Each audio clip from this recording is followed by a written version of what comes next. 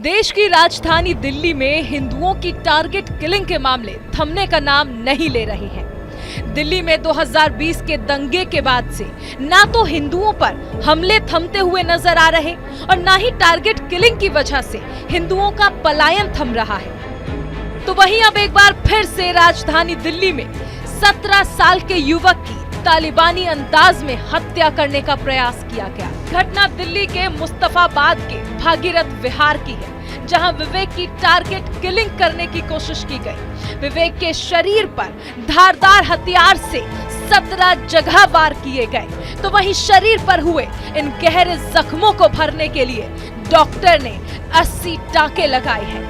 बता दें कि विवेक पर 17 बार चाकू से हमला करने के बाद दोनों मुस्लिम युवक अफनान और अजर ने उसे मरने के लिए वहीं छोड़ दिया।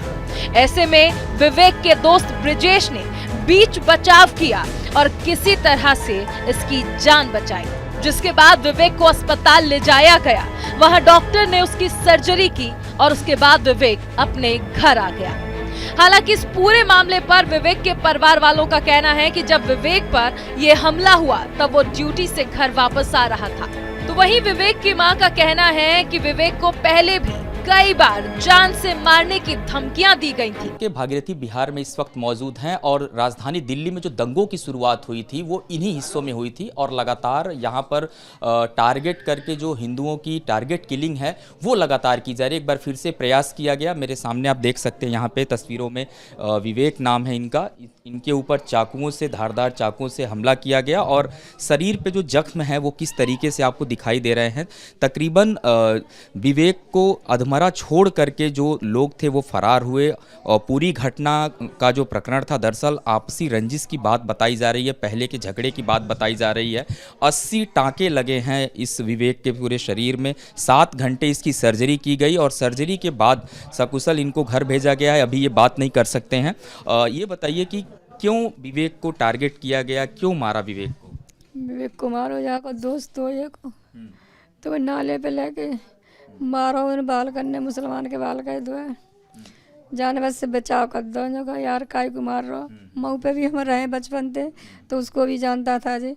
तो अगर जी तेरा कौन लगा तो जैसे तू यार है जैसी जी है और कहा कहते हैं मारे मत। तो चमाते तो डेगर आए मात तो कची ना कही 3-4 दिन बाद जा धमकी दी कि तेरों को ना तेरा मदद तो अब मैं करूँगा। किसने कहा ये बात? मुसलमान के लड़कों ने। क्या नाम था उनका? काम वो पता नाम ना बेटा उनका याद है का नाम। ठीक है, क्या नाम है कि तेरा मर्डर अब मैं करूँगा। जाने घर आए के कही कि मम्मी ऐसे बात है, मैं नहीं चल मैं जा रही। कहे डॉक्टर साहब थे, डॉक्टर है उसका बाप।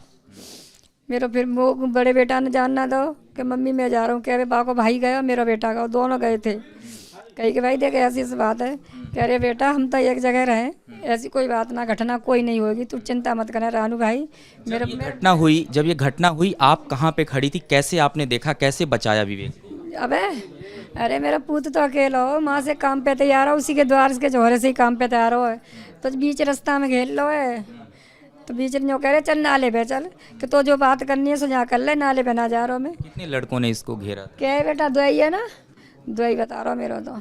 2 लड़कों ने? 2 लड़के ने घेरा तो जी बोलोगा मेरे घर तो यही आ गया, मैं ऐसे सीधे लेकर जाऊँगा। पहले भी धमकी दी गई थी आपको? हाँ धमकी दी, जब तो हम घर पे कह गए थे 5 महीना पहले की बात है। तो धमकी दी तो हम घर पे कहने। पुलिस को आप लोगों ने जानकारी दी थी कि धमकी दी जा रही है? नहीं दी, हमने कहा हम तो जब बाप ने ऐसे कह दी, बाप डॉक्टर है, हमने जानी मैंने कोई बात ना, मैंने अब तो जब समझा देगा अपने बेटा है, इतना ही उम्र को ज़्यादा को ना है, ऐसे तो हम भी गद्दार कर सकते हैं मेरे बच्चों को। बिल्कुल। तो मुस्तफाबाद के इस मामले की जांच में जुटी पुलिस ने दोनों मुस्लिम युवकों को गिरफ्तार कर लिया था, लेकिन नाबालिग होने की वजह से अब ये मामला जुवेनाइल बोर्ड के पास पहुंच गया है। सामने जब गली में उसको टारगेट किया गया, बताया जा रहा है कि पहले की रंजिश थी, विवेक ने अपने किसी दोस्त सुमित की मदद की थी जिसके बाद उसको टारगेट किया गया। जी हाँ, ये ऐसा था, उन्होंने धमकी भी दी थी पहले उसको मारने की कि पहले इसको मारूंगा फिर उसके बाद में मैं तुझे मारूंगा। तो सब में पहले जो हमला हुआ है वो इस बार अभी विवेक पे हुआ है और मुझे आगे से भी चांस है कि उस पर भी हो सकता है, जो ऐसे कि इन लोगों को अभी बरी कर दिया है। मतलब सुमित को भी वो टारगेट कर सकते हैं? सुमित को भी वो टारगेट कर सकते हैं। अब मैं यही कहना चाहता हूँ प्रशासन से, सभी लोगों से ये कहना चाहता हूँ तो उन्हें इतनी जल्दी बेल क्यों दे दी है? पुलिस ने छोड़ दिया दोनों को जो पकड़ा था? हाँ जी, पुलिस ने छोड़ दी दोनों। पुलिस का क्या कहना है इसमें? पुलिस का ये कहना है कि ये तो कोर्ट का फैसला है ये, इसलिए उनको छोड़ दिया। आप लोग क्या चाहते हैं परिवार? हम लोग ये चाहते हैं कि उनको बाल सुधार केंद्र में सुधारने के लिए जमा किया जाए, हम ये चाहते हैं। यहाँ गौर करने की बात ये भी है कि दिल्ली दंगों के बाद बहुत से हिंदू परिवार इस इलाके से ऐसी घटनाओं के सामने आने की वजह से पलायन करने पर मजबूर हो गए।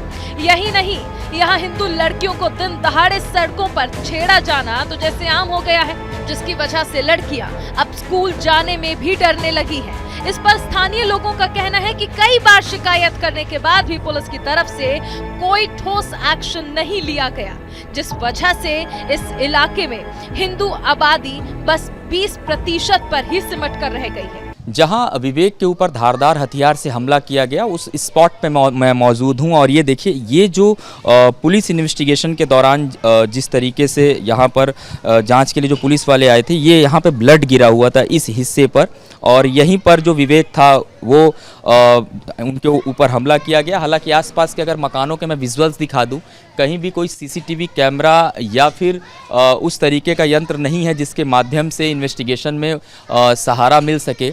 यहाँ पे स्थानीय लोग हैं, उनसे ही बातचीत करते हैं। ये खास करके दंगों के बाद से, जो जब दिल्ली दंगे हुए उसके बाद से मुस्तफ़ाबाद से बहुत बड़े पैमाने पर पलायन भी हुआ। अभी क्या स्थिति है यहाँ पे? जी हाँ, यहाँ से कम डेली 5-6 मकान बिकते हैं, 5-6 मकान डेली बिकते हैं। अब इस गली में कितने मकान हैं? सारे बिक गए, सिर्फ 2 हिंदू रह रहे हैं इसमें। इस गली से बहुत सारे मकान बिक गए? जी बिक गए। कारण क्या है मकान बिकने का? कारण ये दंगों के बाद क्या करें, अब ये ऐसी वारदात पहले भी हो चुकी है और अब भी हो रही हैं, दंगों से पहले भी हो चुकी हैं, तो यहाँ अब रह के क्या करेंगे, तो इसलिए लोग दूसरी जगह जा रहे हैं, वहाँ रहेंगे सेफ। जो हत्या करने की कोशिश की गई, हिंदू की टारगेट किलिंग लगातार यहाँ पे बढ़ रही है, इसके पीछे वजह आप लोग क्या मानते हैं, जो आप लोग डर रहे हैं और यहाँ से जाने की सोच रहे हैं? डर रहे हैं सर, क्या करें, यहाँ कम से कम चौराहों पे कोई वो नहीं है सिक्योरिटी, तो चौराहों पे लड़के खड़े रहते हैं। अगर ये अपने घर नहीं बैठते, ये दूसरों घर जाके बैठते हैं, दूसरे दरवाजों पे। अगर इनसे कहो ना जाने के लिए कि यहाँ क्यों बैठे हो, तो ये लड़ते हैं उल्टा हमसे, और ये जाते भी नहीं उठ के, उल्टे गाली गलौच और करते हैं। घर की बहू बेटियां, महिलाएं जब हिंदू परिवार से निकल के जाती हैं, क्या उनको भी टारगेट किया जाता है, उनको परेशान किया जाता है? जी हाँ सर, यहाँ परेशान करते हैं, यहाँ जाने नहीं देते। स्कूल की लड़कियाँ आती हैं, स्कूल छुट्टी होती है तो उन्हें परेशान करा जाता है यहाँ से, और हटते नहीं है कहने के बावजूद भी। स्कूल में लड़कियां पढ़ने भी जाती हैं, उनको टारगेट किया जाता है? जी सर, टारगेट करा जाता है। क्या करते हैं? छेड़ाखानी करते हैं, ऑटो वाले काफ़ी ऑटो में बैठा के वहाँ छेड़ाखानी होती है उनकी। इस पूरे मामले पे शिकायत, क्योंकि आप लोग भी गार्जियन हैं, यहाँ रह रहे हैं, कहीं शिकायत की कि स्कूल जाने वाली बच्चियाँ जो है वो भी टारगेट हो रही हैं यहाँ पे? जी नहीं, की थी शिकायत, पर कोई सुनता ही नहीं है। काफ़ी पुलिस में क्या कहा भी है पहली बार कि भाई चौराहों पे लड़के खड़े रहते हैं या ऐसे खड़े रहते हैं। तकरीबन 4-5 सालों की अगर मैं बात करूँ दंगों को वहाँ से जोड़ते हुए, क्योंकि बहुत बड़े पैमाने पर हमने भी रिपोर्ट की थी, यहाँ से लोग पलायन किए, अभी की क्या स्थिति है? कितने % हिंदू या कितने हिंदू बचे हैं यहाँ पे? यहाँ तो 20% हिंदू हैं, 20% हिंदू बचे, और ये भी कुछ जो रह रहे हैं, ये भी मकान बेच नहीं कर रहे अपनी, ये भी कुछ दिनों में बिक जाएंगे। ये जो रह जाते हैं वो रह गए, जो बस चले गए काफ़ी। आपका क्या नाम है? मेरा नाम उदयवीर। उदयवीर जी ने बताया कि दरअसल दिल्ली दंगों के बाद से एक जो स्थिति बनी थी पलायन की, वो सभी ने उस मुद्दे को दिखाया और बताया, लेकिन उसके बाद भी तकरीबन 4 से 5 साल बीत जाने के बाद भी यथास्थिति बरकरार है। आए दिन टारगेट करके तमाम जो विशेष समुदाय के लोग हैं वो हिंदू परिवारों को निशाना बनाते हैं, और इस गली से इन्होंने बताया कि तकरीबन 4 से 5 घर ऐसे थे, इस गली से भी वो मकान बिक गए और लोग पलायन करने पर मजबूर हो गए। कैमरामैन संजीव नाथ के साथ गौरव मिश्रा, न्यूज़ इंडिया, दिल्ली।